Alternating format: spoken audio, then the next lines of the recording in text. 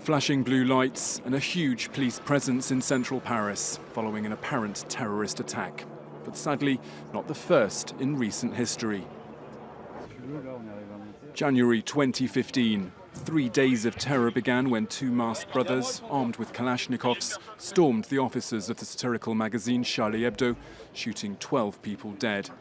As a huge manhunt got underway, an accomplice then killed a policewoman before taking customers hostage at a kosher supermarket in western Paris. 4 people were killed in that siege. In November that same year, France saw its worst ever terrorist attack. Teams of suicide bombers and gunmen targeted a football stadium, a concert hall and a string of bars and restaurants, all packed on a busy Friday night.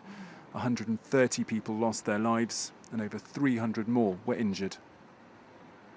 In June the following year, a police commander and his wife were stabbed to death at their home in Magnanville, west of Paris, by a man claiming allegiance to the Islamic State group.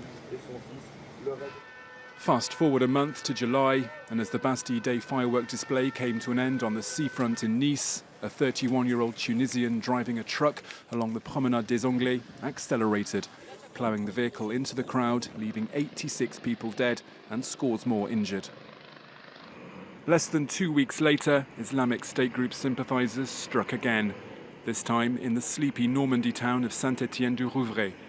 2 men stormed the church there, taking hostages, before then murdering Father Jacques Hamel at his altar. Both assailants were then shot dead by police. In February this year, a knife-wielding man was shot and injured at Paris's Louvre Museum after injuring a soldier, while in March, an attacker was killed at the capital's Orly airport after trying to seize a weapon from another member of the armed forces.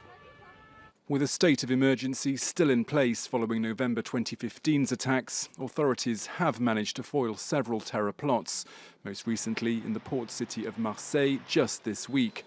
But with days to go until polling stations open their doors for the first round of presidential elections, it looks like terrorism has raised its ugly head once again on the streets of Paris.